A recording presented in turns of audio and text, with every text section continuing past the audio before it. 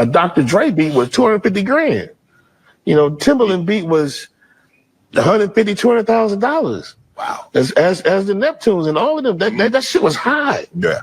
Producers used to get $250,000, $250,000 per beat. And look at us now, selling beats for $24.99 online. Pathetic. So look, I would love to make $250,000 per beat because I have, I don't know, like 5,000 beats sitting around. I'd be a billionaire. But let's be honest, it's not as though the going rate for a beat sold to a major label artist is exactly small money. It's still in the 5-figure range average. And the industry has obviously changed quite a bit. I mean, everyone can make beats now. Everyone can record songs in their home studios. And you don't need label budgets to blow up. You know, even in the pop world, but especially in the hip hop genre and the R&B genres where a home recorded song can go viral on TikTok or YouTube, and the next thing you know, the labels are the ones seeking out the artist because the artists already have the product that's been organically marketed to millions of people. It's not 100% the old model where the artists are begging the labels to sign them. The labels are now fighting to sign these viral artists. And some people can say that's bad. Some people can say that's good. It depends, right? Let's talk about this video though. I brought it up on the podcast. I noticed this conversation comes up a lot, this topic, and they always bring up the same producers, the Timberlands, the Dre's, the Neptunes. So if we were to get back to $500,000 beat advances, we would probably have to bring back physical sales. We'd have to reduce the number of artists on these labels right now because labels are signing a lot more artists these days because of what I said about the social media era, about artists now being able to do a lot of this stuff themselves and blow up and build fan bases on their own. So we would eliminate a lot of mid-tier artists who are making middle-class livings off of doing what they love, making music. And we'd have to eliminate a lot of their producers from the music business economy. Think of all the producers on YouTube and BeatStars selling beats and making $50,000 to $100,000 a year. No, they're not rich. No, they're not making $250,000 per beat, but they are making music for a living, and I think that's a good thing. We'd also probably have to eliminate loop makers. We'd have to bring back radio and the importance of radio and music videos and TV stations, channels, shows that play music videos so we can get those higher royalty rates. And you know, the producers that are working in the industry that are getting $5,000, $10,000, $20,000, or $50,000 a beat right now in the music business, they'd probably have to go too, right? Because we only want the top tier producers to work on the few incredibly commercially successful projects, which is why they're getting paid $250,000 per beat. So that would only leave like what, 20 producers per genre, and the rest of us would have to get day jobs. I mean, I didn't come up in the 90s. I've never seen a $250,000 beat advance, you know, either for myself or for anyone for that matter. I've just never seen one. The fight I would rather have, rather than trying to revert the music business back to 1995, is a fight for higher royalty rates for the current platforms that we have. Streaming services, right? Higher royalty rates from labels when it comes to the sound recording copyright royalties. Master rights reversion after a certain period of time as a new standard. Higher mechanical royalty rates. And I would start there, and I think things would change for the better. But let me know what you think after you watch some of this conversation that we had about this very topic. And as always, the link to all of our full podcast episodes is below in the description and pinned as a comment. So this is Scarface on Club Shay Shay, I believe, talking about that. They make a beat for $200 now.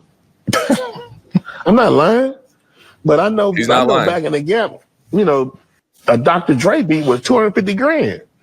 You know, Timberland beat was $150,000, $200,000. Wow. As the Neptunes and all of them, that shit was high. Yeah.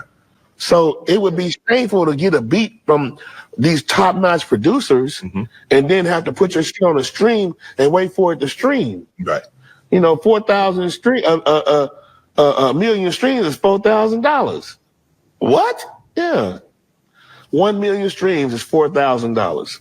So I feel like Scarface said two different things. One, he said beats used to cost more, and then named, you know, like the top producers in the genre. And then he also said, well, it would be a shame to spend that much on a beat and then not get any sort of return on that incredibly high investment. He's not necessarily taking a stance either way, but people interpreted this as him saying, oh, isn't that messed up that beats have lost their value?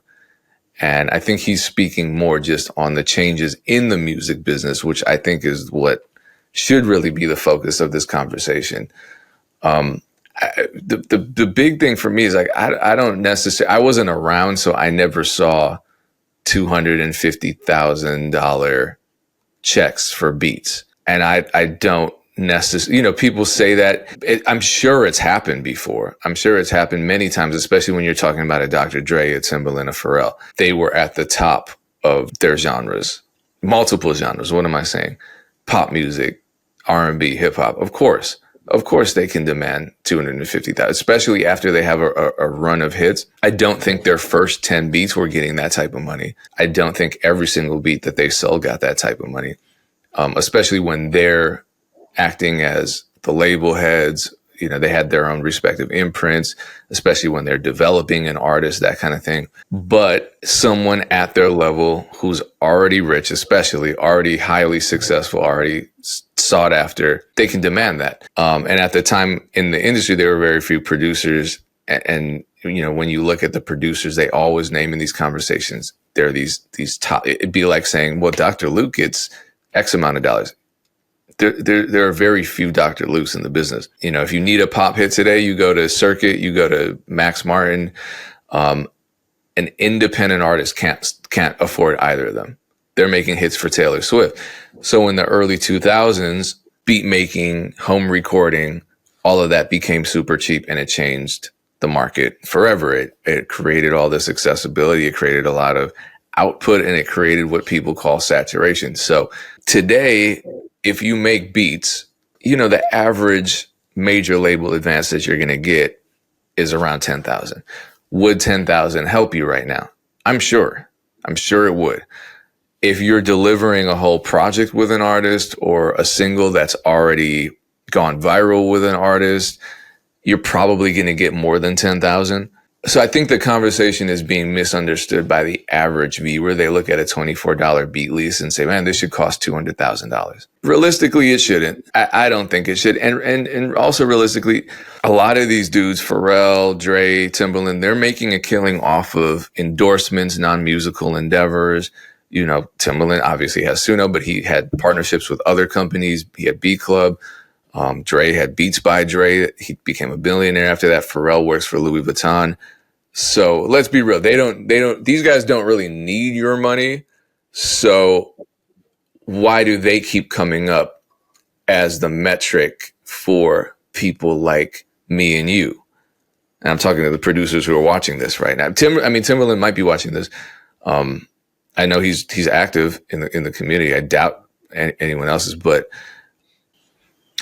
you should live in both worlds. You work with the people around you, and sometimes things change. The same way a rapper that is now getting 50,000 for a show didn't get 50,000 for their first show. They probably got nothing for their first show. It's probably volunteer work just to get their name out. It's like your starting salary at a job. You don't start at the highest level because you don't have that experience level. You don't have that kind of resume. It's just kind of the natural order of things in in society. And so I don't know why that always surprises us, but it somehow surprises us. I see these conversations where someone's talking to their little nephew and they're like, yeah, he's been making beats for a year and he's supposed to be making 200,000, but he's on BeatStars. I'm like, come on, man. No, he's not. So, I think, I think what's important is what makes sense for your revenue model. There are producers who went from the industry to the internet. There are producers who went from the internet to the industry, like a Taz Taylor. Internet money is ironically doing huge. Like they're still on the internet, but beat leasing isn't really their bread and butter. They're working on these big projects, and they're operating the capacity of a label more or less. And then there are people who do both. And I think whatever works for you is whatever works for you. It's just that if you aspire to only make beats for these high ticket artists, like right out the gate. Like my whole goal is to work with Taylor Swift. I need to produce the next Taylor Swift single. That's a really, it's going to be tough. I'm not saying you can't do it, but how are you going to make money in the meantime? The people having this conversation are getting frustrated. You are the people that need to quit. All you guys need to quit. Industries evolve, right? There's always going to be something to complain about in the music industry, right? If there wasn't so many people releasing music, the budget would be bigger and they would be able to pay, $250,000 a beat, right? Because right now Spotify pays out, it's a market share payout, but there's tens of millions of artists on the platform. If there was only 1,000 people on the platform and it was gate kept and all that money was divvied out via market share, those thousands of artists would be making millions of dollars. Then they would have the budget for a $200,000 beat. But no, because if you were in that time, you would be complaining about, oh, how come only a few producers get paid $100,000 a beat? How come I can't get my music out there? So no, now you have Spotify and you can use Tulos, use the promo code MEC, get your music on over 450 DSPs around the world.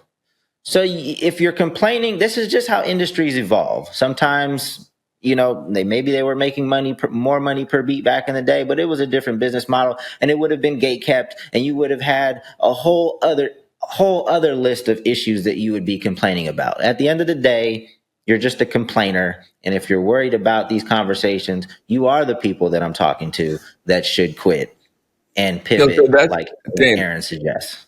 That's a good point, because I would love to hear from the producers who, it's not like there weren't a bunch of producers back then. There were. I want to know what kind of money, what kind of money was a DJ Unique making per beat? What kind of money was a Legendary Trackster making per beat? What kind of money were the Beats by the Pound beats getting from an advance? Because all those projects were different. And when you look at the projects that are Pharrell was producing, him and Chad were producing for Madonna at that point. You know what I mean? So that's a little different from working in the No Limit system.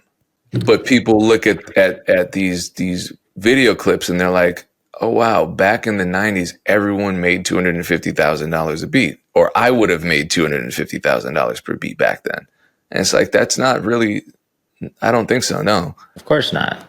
But again, if you're on this level of conversation and you're frustrated by it, then you have a lot of learning to do, or you have some pivoting to do. Well, that being said, pivot your way to tulos.com and try things out in the market, because if you don't start today, when are you going to start? 3 free months of free music distribution. The best way to test out your music is by putting it out. That's what I always say. You can always make more. You should always make more. Otherwise, what are we even talking about?